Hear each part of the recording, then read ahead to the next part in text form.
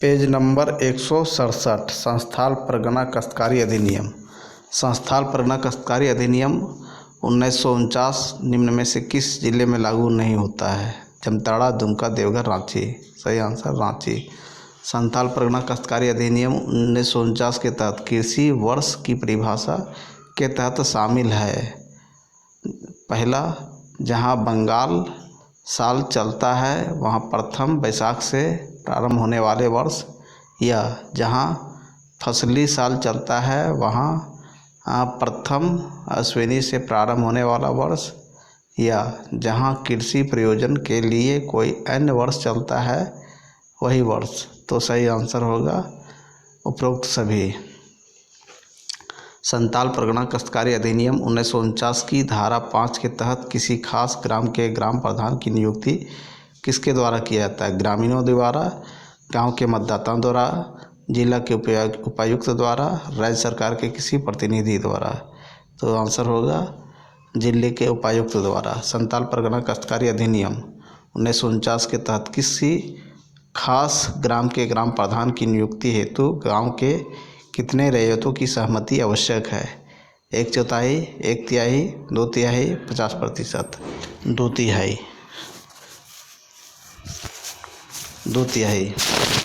संथाल परगना काश्तकारी अधिनियम 1949 की किस धारा के अंतर्गत रैयतों के वर्ग का निर्धारण किया गया है? धारा 10 के तहत, धारा 11 के तहत, धारा 12 के तहत, धारा 13 के तहत। संथाल परगना काश्तकारी अधिनियम 1949 किस धारा के अंतर्गत रैयतों का वर्ग निर्धारित किया गया है? धारा 12 के तहत। संथाल परगना काश्तकारी अधिनियम 1949 की किस धारा के तहत किसी रैयत को अपने घरेलू या कृषि संबंधी प्रयोजन के लिए अपने जोत में बिना किसी प्रभार के ईंट व खपड़े बनाने का अधिकार होगा? धारा 14, धारा 15, धारा 20, धारा 18। तो इसका आंसर होगा धारा 15 के तहत। संथाल परगना काश्तकारी अधिनियम 1949 की किस धारा के तहत किसी रैयत को अपने निजी जोत पर वृक्ष लगाने, उसे काटने तथा उसका उपयोग करने का अधिकार होगा? धारा 17, धारा 19, धारा 20, धारा 23। तो सही होगा धारा 17 के तहत।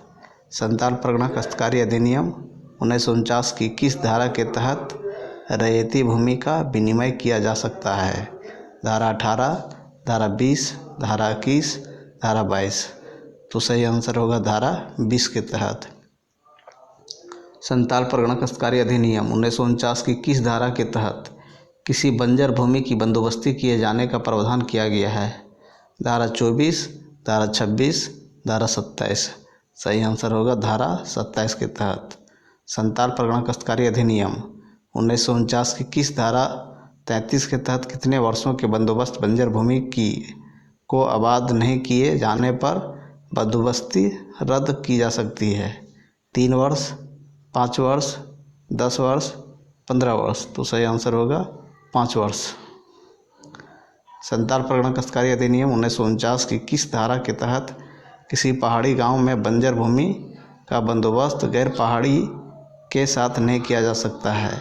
धारा 40, धारा 42, धारा 43, धारा 41। तो सही आंसर होगा धारा 41 के तहत। CNT तथा SPT में प्रस्तावित संशोधन से संबंधित पेज नंबर 168।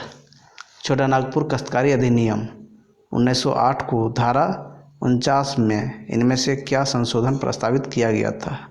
पहला ऑप्शन दिया हुआ है, उद्योग व खनन के अतिरिक्त आधारभूत संरचनाओं, रेलवे परियोजनाओं, ट्रांसमिशन लाइन आदि हेतु सरकार द्वारा जमीन का अधिग्रहण किया जा सकेगा, या प्रस्तावित संशोधन के अनुसार सरकार के द्वारा निगम कंपनियों के लिए भी जमीन का अधिग्रहण किया जा सकेगा, या उपरोक्त दोनों। तो सही आंसर होगा उपरोक्त दोनों ही। छोटा नागपुर काश्तकारी अधिनियम 1908 धारा संख्या 71 के काम में इनमें से क्या संशोधन प्रस्तावित किया गया था? पहला, इसके तहत SAR कोड से क्षतिपूर्ति के सहारे आदिवासियों की जमीन गैर आदिवासियों को हस्तांतरित नहीं की जा सकेगी। बी में इसके अनुसार जमीन वापसी के मुकदमे SAR कोर्ट में दायर किए जा सकेंगे। तो उपरोक्त दोनों ही होगा। छोटा नागपुर काश्तकारी अधिनियम 1908 की धारा 21 तथा संथाल परगना काश्तकारी अधिनियम 1949 के धारा 21 और 13 इनमें से क्या संशोधन प्रस्तावित किया गया था? पहला, मालिक को जमीन की प्रकृति बदलने का अधिकार दिया जाएगा। दूसरा, जमीन मालिक किसी कृषि योग्य जमीन का उपयोग मकान, दुकान निर्माण व अन्य व्यावसायिक उद्देश्यों हेतु कर सकेगा। तो इसका सही आंसर होगा उपरोक्त दोनों ही कर सकता है। पेज नंबर 169, चैप्टर 28, पेशा 1996। पंचायत, क्वेश्चन नंबर 1, पंचायत अनुसूचित क्षेत्रों में विस्तार अधिनियम 1996 कब पारित किया गया?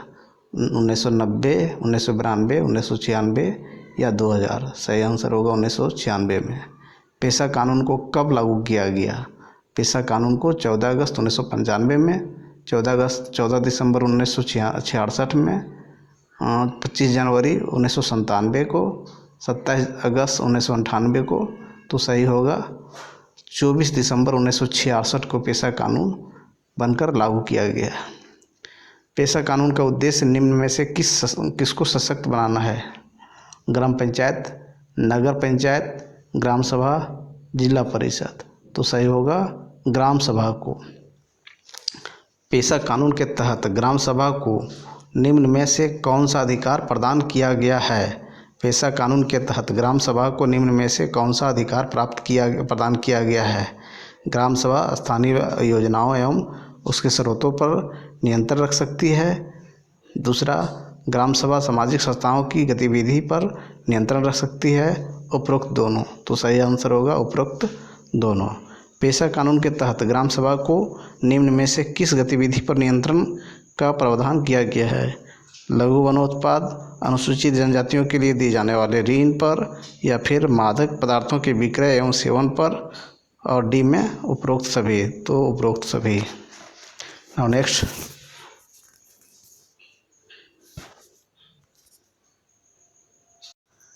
पेज नंबर 170, चैप्टर 29, भूमि अधिकारों से संबंधित घटनाएं। पहला क्वेश्चन, रामगढ़ में किस वर्ष फौज कलेक्ट्री का गठन किया गया था?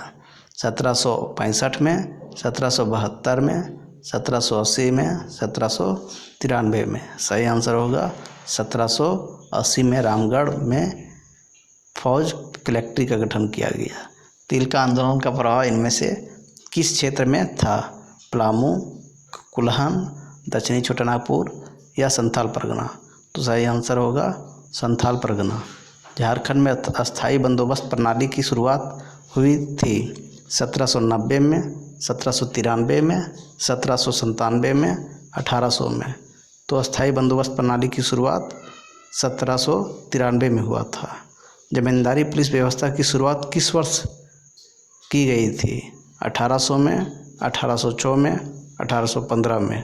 तो सही आंसर होगा 1806 में। किसके नेतृत्व में 1807 ईस्वी में मुंडा विद्रोह किया गया था? तिलका मांझी, बिरसा मुंडा, ठाकुर विश्वनाथ सहदेव, दुक्खन मानकी? सही आंसर होगा दुक्खन मानकी के नेतृत्व में मुंडा विद्रोह 1807 में किया गया था। सिल्ली क्षेत्र में किसके नेतृत्व में 1832 ईस्वी में विद्रोह किया गया था? गंगा नारायण, दुक्खन मानकी, बुद्धो भगत, जतरा भगत? तो सही आंसर होगा बुद्धो भगत के नेतृत्व में 1832 ईस्वी में सिल्ली में विद्रोह किया गया था। सिंहभूम जिला की स्थापना किस वर्ष की गई थी? 1830 में, 1837 में, 1840 में, 1852 में? सही आंसर होगा 1837 में। भूयहरी सर्वेक्षण बंदोबस्त किस वर्ष किया गया था? 1860 में, 1869 में, 1872 में, 1880 में? भूयहर सर्वेक्षण बंदोबस्त वर्ष 1869 में किया गया था। संस्थाल परगना बंदोबस्त विद्रोह किस वर्ष हुआ था? संस्थाल परगना बंदोबस्त विद्रोह किस वर्ष हुआ था?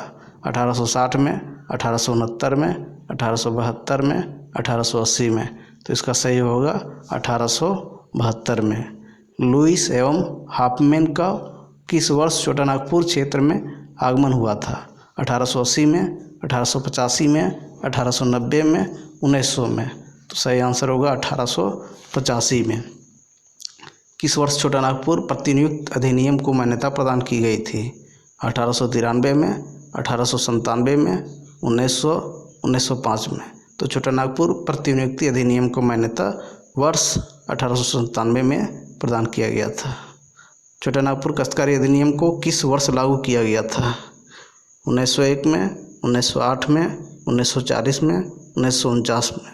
तो सही आंसर होगा 1908 में।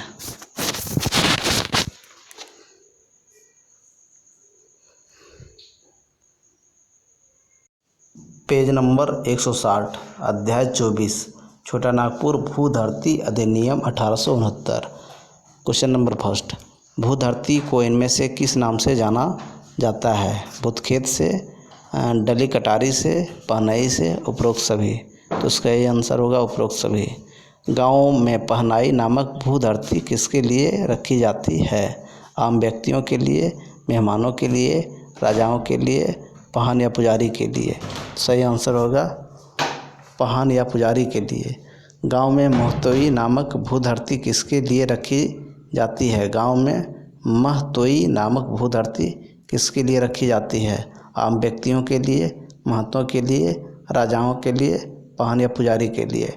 तो सही आंसर होगा महतों के लिए। गांव में मंझियास नामक भूधरती किसके लिए रखी जाती है? गांव के सौताधारी के लिए, मेहमानों के लिए, राजाओं के लिए, पहन या पुजारी के लिए। तो सही आंसर होगा गांव के स्वत्वधारियों के लिए। गांव में बटखेत नामक भूधरती किसके लिए रखी जाती है? मंझियास ज़मीन पर काम करने वाले मजदूरों के लिए, मंझियास ज़मीन के स्वामित्वों के लिए, राजाओं के लिए, पहन या पुजारी के लिए। तो बटखेत नामक भूधरती मंझियास ज़मीन पर काम करने वाले मजदूरों के लिए रखा जाता है। छोटा नागपुर भूधरती अधिनियम 1869 में भूयहरी शब्द के अंतर्गत इनमें से किसे परिभाषित किया गया है? भूत खेत को, डली कटारी को, पहनई को, डी में उपरोक्त सभी। तो उपरोक्त सभी को। छोटा नागपुर भूधरती अधिनियम 1668 के अंतर्गत विशिष्ट कमिश्नर के बारे में निम्न में से कौन सा कथन सत्य है?